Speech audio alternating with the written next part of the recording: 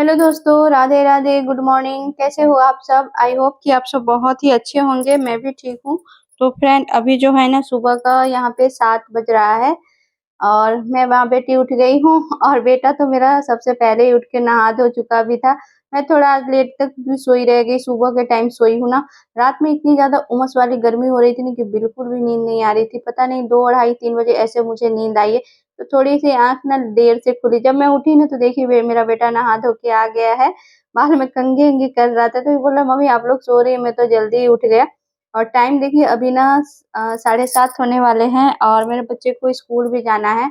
तो इससे पहले ना इसको लेट हो जाए तो फटाफट से फिर मैं उठी और अपना जो है मच्छरदानी वगैरह मैंने मोड़ा। पहले तो जाके नाइटी में चेंज करके आई, क्योंकि मुझे नाइटी में थोड़ा-सा वीडियो बनाना अब अच्छा नहीं लगता, क्योंकि मेरे पास एक ही नाइटी है, मैं ज़्यादा लेती नहीं हूँ।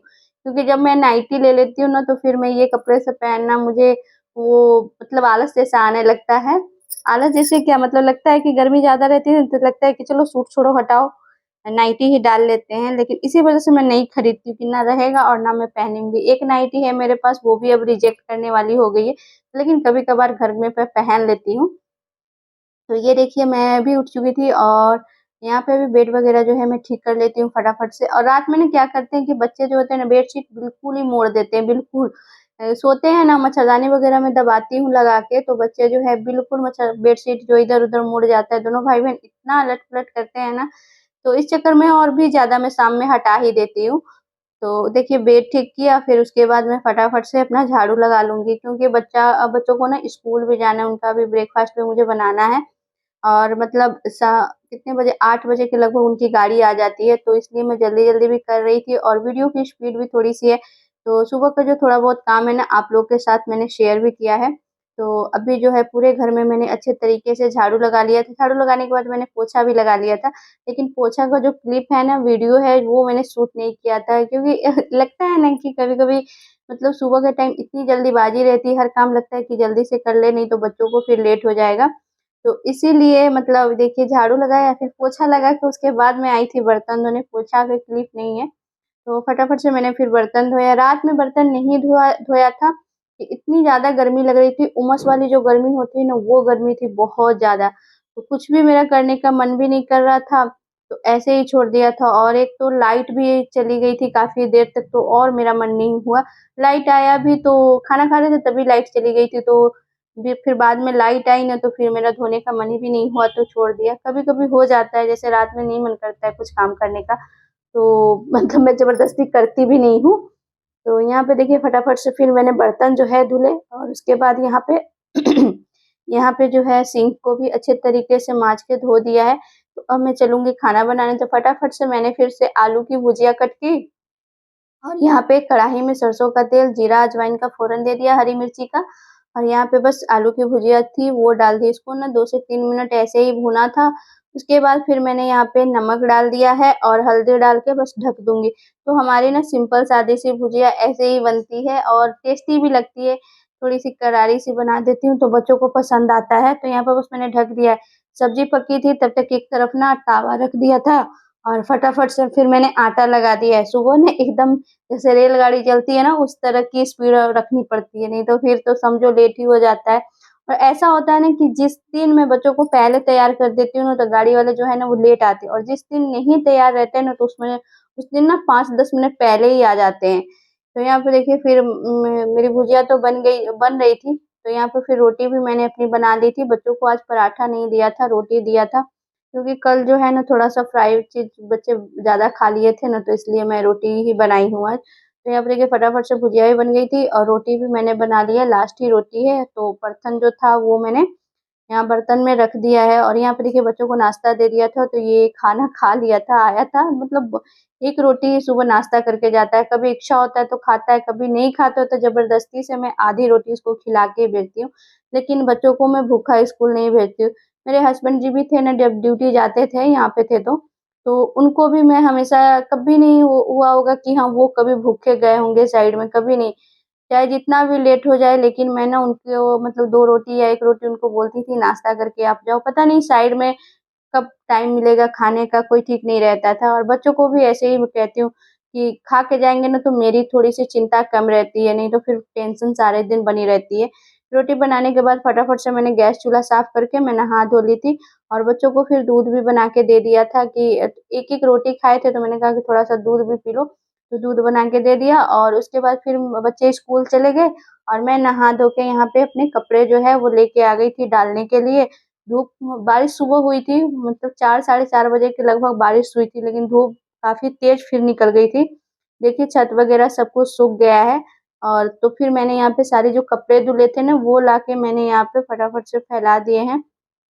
और अभी चिमटा मैं लगा लेती हूँ कपड़े में, मेरी आदत सी हो गई है। पता नहीं क्यों हवा चले या ना चले लेकिन मैं चिमटा लगा ही लेती हूँ। उसके बाद ना उस दिन का तो उतना ही क्लिप था, ये है नेक्स्ट डे। तो मैं यहाँ पे ना ब्लाउज़ स्टिच कर रही थी तो आप लोग के साथ मैंने शेयर कर दिया इसी वीडियो में क्योंकि ये ब्लॉग मतलब 5 या 10 5-6 मिनट का ब्लॉग हो रहा था। ये भी थोड़ी-सी क्लिप थी बस स्टिचिंग की थी उसी का। तो मैंने सोचा चलो इसी में दिखा देती हूँ। तो यहाँ पे देखिए मैं ब्लाउज़ स्टिच कर रही हूँ।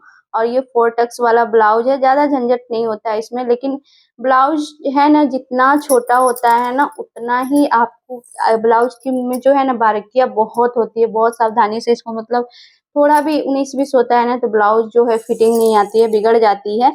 तो मैं आप लोग को बताती हूँ कि मैं आस्तीन कैसे जॉइन करती हूँ या फिटिंग कैसे लगाती हूँ।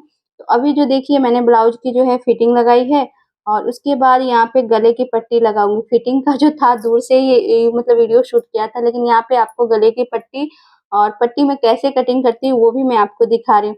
तो पट्टी का गले की पट्टी का कपड़ा जो होता है ना वो उरेब कटता है तिरछा में।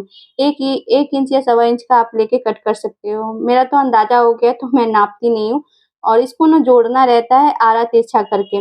वैसे अपोज़िट साइड से इसको जोड़ना रहता है, उल्टा-सीधा करके जोड़ना रहता है इसको। तो यहाँ पे देखिए फटाफट से ना मैं सारे जो है कट किए थे वो सारे मैं यहाँ पे जोड़ लूँगी गले की डोरी मतलब गले में लगाने के लिए। इसको ना फिर बीच में कट कर थोड़ा-सा खींच लेंगे, ज़्यादा नहीं खींचेंगे, ज़्यादा खींचेंगे ना तो फिर ये ज़्यादा ही फैल जाएगा।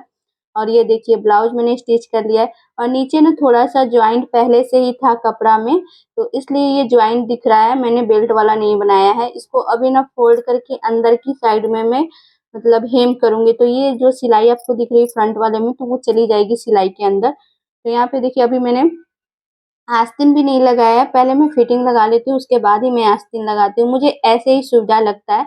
बहुत लोग होते हैं ना जो मतलब खुले में आस्तीन लगाते हैं, उसके बाद पूरे आस्तीन से लेके कमर तक की एक ही सिलाई में मतलब फिटिंग लगाते हैं ब्लाउज़ का, तो वो मुझसे हो ही मतलब हो जाता है लेकिन मुझे ना सबसे ज़्यादा उससे आसान मुझे ये लगता है, उसकी सिलाई ना कभी ऊँची-नीची हो जाती है, साइड वाली जो नीचे की सिलाई होती है वो, लेकिन मैं इस तरीके से जब आस्तीन जोड़ूँगी ना तो आप लोग देखिएगा सिलाई एकदम बराबर सी होगी।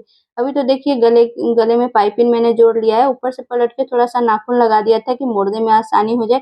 फिर अंदर के साइड में कपड़ा मोड़ के थोड़ा-सा बाहर की तरफ कपड़ा रख के हम इसपे एक पैर की सिलाई चला देंगे और फिर अंदर के साइड में इस कपड़े को फ़ोल्ड करके हेम में कर दूँगी। तो यहाँ पे देखिए मैंने पीछे डोरी भी लगाया था, डोरी जो लगाती हूँ ना मैं पीछे वो 1 डेढ़ या 2 इंची पर ही लगाती हूँ, उससे ज़्यादा मैं नहीं लगाती हूँ। तो ये देखिए इस तरह से इस तरह से अंदर के तरीके मतलब अंदर की साइड से मोड़ के और मैं मतलब तुरपाई कर दूँगी। उसके बाद देखिए यहाँ पे आस्तीन है जो पहले से ही मैंने कट कर रखा है।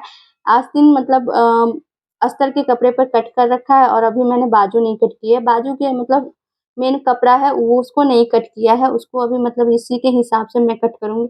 यहाँ पे मैंने 8 से 9 इंच की आस्तीन जो है वो कट की थी, लेकिन उन्होंने बोला बाद में कि मुझे ना छोटी वाली आस्तीन बनाइएगा, तो आस्तीन तो कट हो चुकी थी, तो इसी में से मैंने फिर आगे से थोड़ा-सा कपड़ा कट करके आस्तीन जो है छोटा कर दिया था। अभी देखिए मैंने जो आस्तीन है ना वो यहाँ पे इसको कट कर रही हूँ। पहले तो मेन कपड़े पर बिछा के देख लिया था, उसके बाद यहाँ पे देखिए आस्तीन कट करके मैंने छोटी कर दी है। कुछ नहीं करना था बस आगे से ही कट कर दिया है।